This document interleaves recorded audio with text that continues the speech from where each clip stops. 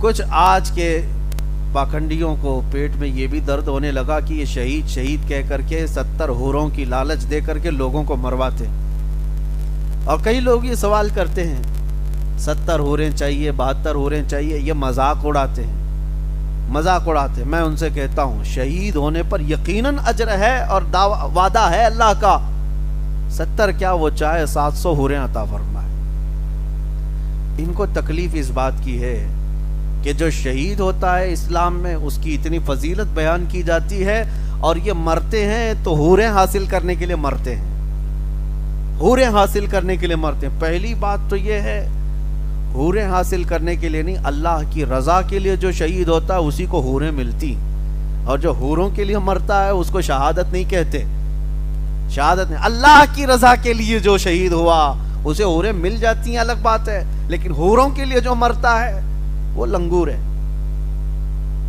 ہاں جو صرف اور صرف لڑکیوں کے لیے مر گیا ہو، مجازی عشق کے لیے مر گیا ہو، وہ نہیں ہے، شہید کا درجہ الگ ہے۔ اب ایک میں آپ کو بات بتا دوں، ان کو یقین بھی نہیں ہوتا اور کئی طرح کے اعتراضات بھی کرتے ہیں کہ یہ حوروں کا بیان کہاں سے آ گیا آپ کے اندر، حالانکہ کل بھی میں نے بتایا تھا نہ چھیڑو داستاں ورنہ ادھر ادھر کی بات نکل جائے گی، نہ تم صدمے ہمیں دیتے نہ ہم فریاد یوں کرتے، نہ کھلتے راز سربستہ نہ یوں رسوائیاں ہوتی۔ ابصراؤں کا ذکر کہاں آیا ہے میں آپ کو بتاؤں، بہت ساری ابصرائیں مہابھارت میں ہیں، گیتا میں ہیں، رامائن میں ہیں، ابصرائیں ملیں گی۔ ابصرا ہم نے پوچھا یہ کیا ہے، حور کے بدل میں وہاں ابصرا ہے۔ بہرحال کسی کو تکلیف ہے حوروں کے سلسلے میں اور شہید کے معاملے میں، آپ کو تکلیف ہے مت لو حور، جن کو مل رہی ہے ان کو لینے دو، بات سمپل سی ہے۔ ایک صاحب ہم سے پوچھ رہے تھے ہمارے شہر میں کرناٹک میں کہ 72 لے کر کے کیا کریں گے، آپ کو اتنی ساری حوریں دینے کی لالچ کیوں دی گئی ہے؟ میں نے کہا یہ بھی کم ہے، جنتی مرد کی طاقت 100 مردوں سے زیادہ ہوتی ہے۔ جنتی مرد کی طاقت کو اپنی طاقت پر قیاس مت کرو، اللہ کریم جسے جنت عطا کرتا ہے اس کی طاقت دنیا کے انسانوں سے بڑھ کر ہوتی ہے، اور اگر اللہ کریم اپنے رحمت سے اسے حوریں عطا فرماتا ہے تو یہ اس کا فضل ہے، اس کا انعام ہے، اور یہ شہیدوں کے لیے وعدہ ہے، شہیدوں کے لیے وعدہ ہے۔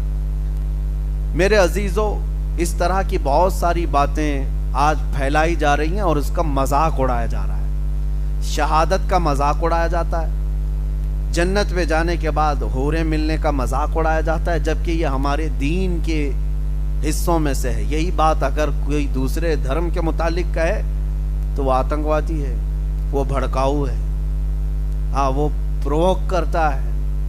باقی ہمارے دین پر جتنے اعتراضات کرتے رہے وہ بھی ٹی وی میں بیٹھ کر کے ڈیبیٹ کرتے ہوئے علل اعلان بنیاد اسلام، شاعر اسلام پر حملے ہوتے رہتے ہیں۔ بہرحال کسی کے آتنکوادی کہنے یا ٹیررسٹ کہنے یا کسی کے سچا کہنے کی ہمیں سرٹیفکیٹ کی ضرورت نہیں، ہمارا ضمیر پاک ہے، ہم اللہ کے لیے جیتے ہیں اور اللہ کے لیے مریں گے انشاءاللہ۔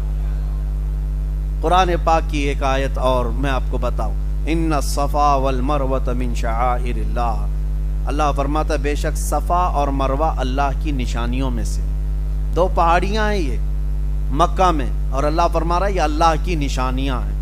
وجہ کیا ہے؟ پہاڑی نشانی کیوں بن گئی؟ اچھا نشانی ہے تو کیا ہوا؟ نشانی کیا ہے؟ قرآن میں دوسری جگہ اللہ فرماتا ہے وَمَن يُعَظِّمْ شَعَائِرَ اللَّهِ فَإِنَّهَا مِن تَقْوَى الْقُلُوبِ، جو اللہ کی نشانیوں کی تعظیم کرتا ہے اللہ اسے دل کا تقوی عطا کرتا ہے، اور بڑا اجر ہے اس کے لیے جو نشانیوں کی تعظیم کرتا ہے۔ نشانیاں توجہ چاہتا ہوں میں، پہاڑی ہے، پتھر کی ہیں، نشانی بن گئی، کیوں؟ اس لیے کہ اللہ کے نبی کی ماں سیدہ ہاجرہ یہ 2 پہاڑیوں کے بیچ میں دوڑ لگائی تھی، کس کے لیے؟ اپنے بیٹے اسماعیل علیہ السلام کی پیاس بجھانے کے لیے۔ واقعہ معلوم ہے، ان کے بیٹے اسماعیل علیہ السلام 6 ماہ کے تھے، چھوٹے تھے، خانہ کعبہ کے قریب صحن میں ان کو لٹایا اور پیاس کی شدت تھی، تو پانی تلاش کرنے کے لیے ماں ہاجرہ کبھی صفا پہاڑی پر جاتی اور کبھی وہاں سے دوڑتی ہوئی مروہ پہ جاتی، تقریباً دونوں کے بیچ میں آدھا کلومیٹر کا فاصلہ ہوگا، اور پھر وہاں اوپر چڑھ کر کے دیکھتی کہیں پانی دکھ رہا ہے، پھر وہاں نہیں دکھتا تو ادھر آتی، ادھر نہیں دکھتا تو ادھر جاتی۔ 7 چکر انہوں نے لگائے، صفا مروہ کے 7 چکر لگائے۔ جب وہ مروہ پر پہنچی 7ویں مرتبہ تھک گئی تھی، وہاں سے اپنے بیٹے کو دیکھنے لگی تو ان کی ایڑیوں کے نیچے سے پانی نکل رہا تھا، جس کو زمزم کہا گیا، آج پوری دنیا پیتی۔ وہ بھی حضرت ہاجرہ کی زبان سے نکلے ہوئے الفاظ تھے۔ وہ دوڑتی ہوئی آئی اور پانی کو بند باندھ کر کے روک دیا، مٹی گارے اور تھوڑا سے پتھر لگا کر۔ ان کی زبان عبرانی تھی، ہیبرو زبان، اس میں زم کا مطلب ہے ٹھہر جا ٹھہر جا۔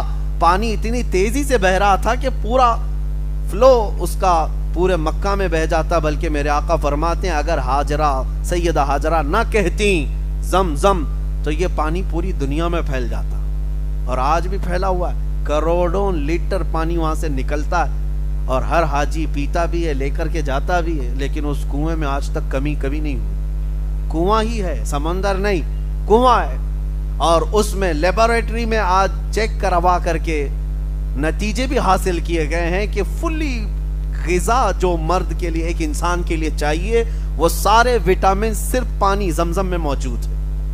غذائیت بھی ہے، غذا کس کو کہتے ہیں؟ جس سے پیٹ بھر جائے، مزید کسی چیز کی ضرورت نہ پیش آئے، وہ ساری غذائیت سے بھرپور وٹامنز اس کے اندر موجود ہیں زمزم کے اندر۔ بہرحال بات الگ نہ جائے، سیدہ ہاجرہ کے دوڑ لگانے سے یہ دونوں پہاڑیاں کیا بن گئیں؟ نشانیاں، اللہ کی نشانیاں۔ اور حکم کیا؟ اللہ کی نشانیوں کی تعظیم کرنا چاہیے۔ اب سوچو میرے عزیزو، اللہ کے نبی نہیں دوڑ لگائے، اللہ کے نبی کی ماں، عورت تو نبی نہیں ہے، عورت نبی نہیں ولی ہو سکتی ہے، وہ ایک نبی کی بیوی تھی اور ایک نبی کی ماں تھی، اتنی بات تو ہے۔ سیدہ ہاجرہ حضرت ابراہیم علیہ السلام کی بیوی ہے، حضرت اسماعیل علیہ السلام کی ماں ہے، لیکن وہ نبی ہیں کیا؟ نبی نہیں۔ تو ایک ولیہ زوجہ نبی، ام نبی دوڑ لگائے تو وہ پہاڑیاں نشانی بن سکتی ہیں، تو جس جگہ میرے آقا نے خود قدم رکھا وہ کتنی بڑی نشانی ہے۔ جو رسول پاک صلی اللہ تعالی علیہ وسلم کے جسم سے ریلیٹڈ کوئی چیز مل جائے، حضور کا منہ مبارک کیا یہ اللہ کی نشانیوں میں سے نہیں ہو سکتا؟ ہم تعظیم کرتے ہیں تو کچھ لوگوں کے پیٹ میں درد ہوتا ہے، یہ بریلویوں کا بنایا ہوا ہے۔ میرے عزیزو، قرآن کہتا ہے اللہ کی نشانیاں، پہاڑی پتھر نشانیاں بن سکتی ہیں، وہ بھی ایک ولیہ کے دوڑنے کی وجہ سے۔ اور یہ بات بھی میں آپ کو بتا دوں، اللہ نے نشانی بنا کر رکھ دیا، قیامت تک آنے والے حاجی اب دوڑتے رہیں گے۔ میاں آپ کیوں دوڑ رہے ہیں؟ ابھی آپ عمرہ بھی کریں گے تب بھی دوڑیں گے، حج کریں گے تب بھی دوڑیں گے، صحیح میں دوڑنا ہی۔ وہ نبی کی ماں سیدہ ہاجرہ، وہ تو پانی کے لیے دوڑ رہی تھی، تم تو پانی پی پی کے دوڑتے ہو، زمزم قریب میں رکھا رہتا ہے، ہر دوڑ پہ گلاس اٹھاؤ اور پیو اور پھر دوڑو۔ اب دوڑنے کی حکمت تو سمجھ میں نہیں آتی، کیوں؟ اب تمہیں حکمت سمجھنے کی ضرورت بھی نہیں، اس لیے کہ اب تم پانی کے لیے نہیں دوڑ رہے ہو۔ یہی تمہیں میں بتانا چاہتا ہوں، اب جو بھی حاجی یا معتمر دوڑ رہا ہے وہ پانی کے لیے نہیں، بلکہ اللہ کی ایک ولیہ کی سنت ادا کرنے کی ہے۔ ہمارے بزرگوں کے طریقوں کو زندہ رکھنا یہی ہمارا دین ہے، یہ ہمارا دین ہے۔ اور اگر کوئی بزرگوں کی نشانیاں چن چن کر کے مٹانا چاہتا ہے تو میرے عزیزو یہ خائب و خاسر ہونے والا بندہ ہے۔